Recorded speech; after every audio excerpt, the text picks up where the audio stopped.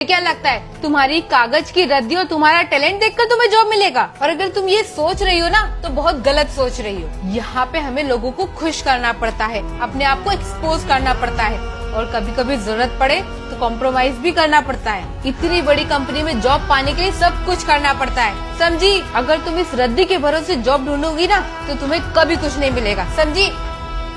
अरे वाह, तुमने तो कपड़े चेंज कर लिए, चले इंटरव्यू के लिए। और तुम अभी तक यहाँ क्यों बैठी हो? जाओ ना। सर मैंने जहाँ तक आने के लिए बहुत मेहनत की है, प्लीज मुझे एक चांस दे दो। एक चांस चाहिए?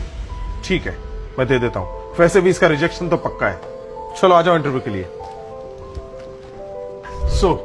इंटरव्यू लेने से पहले मैं आप दोनों से एक सवाल पूछना चाहूंगा।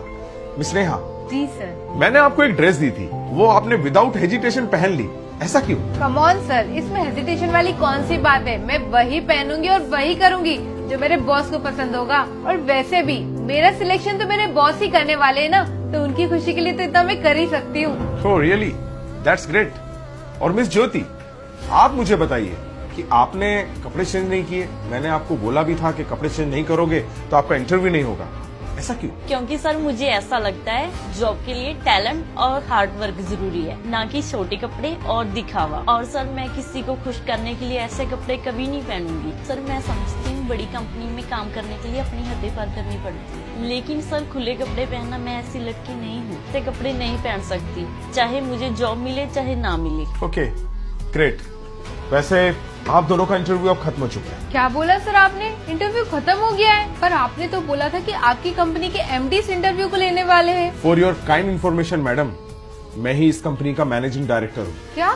देखो बात ऐसी है, मैं जब भी इंटरव्यू लेता हूँ ना तो कुछ अलग तरह से इंटरव्यू लेता हूँ। आप इस इंटरव्यू में सिलेक्ट हो गई हो और मिस नेहा आप सिलेक्ट नहीं हुई। क्या सर, रिजेक्ट कर दिया? पर ऐसा क्यों? आपने जैसा कहा मैंने वैसे ही किया। आपके कहने पे मैंने ड्रेस चेंज की, फिर भी आपने मुझे रिजेक्ट कर दिया।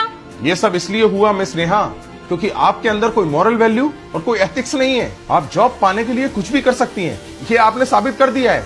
कैसे जॉब दूं मैं, चाहे फिर सही चीज हो या फिर गलत। कल से अगर हमारी कंपनी में कोई क्लाइंट आता है और वो अगर आपको कोई ऑफर देता है तो आई एम श्योर आप वो ऑफर लेने के लिए कुछ भी कर सकते हैं और हमारे अगेंस्ट भी खड़े हो सकते हैं। और इन चीजों से हमारी कंपनी को बहुत बड़ा लॉस हो सकता है और ये सब आप इसलिए करोगे क्योंकि इसमें आपका फायदा होगा। और मिस ज्योति, आप अपने एथिक्स पर डटी रही। आपको जॉब का बिल्कुल भी लालच नहीं था और सबसे बड़ी बात, आपने सच का साथ दिया। एंड आई एम श्योर आप हमारी कंपनी में काम करेंगी तो हमारी कंपनी जरूर ग्रो करेगी। थैंक यू सर, मैं इस कंपनी में मन लगा के काम करूंगी और सर इस कंपनी को बहुत आगे लेके जाऊंगी। ओके, ये तो बहुत अच्छी बात है कि तुम हमारी कंपनी के बारे में इतना सोच रही हो।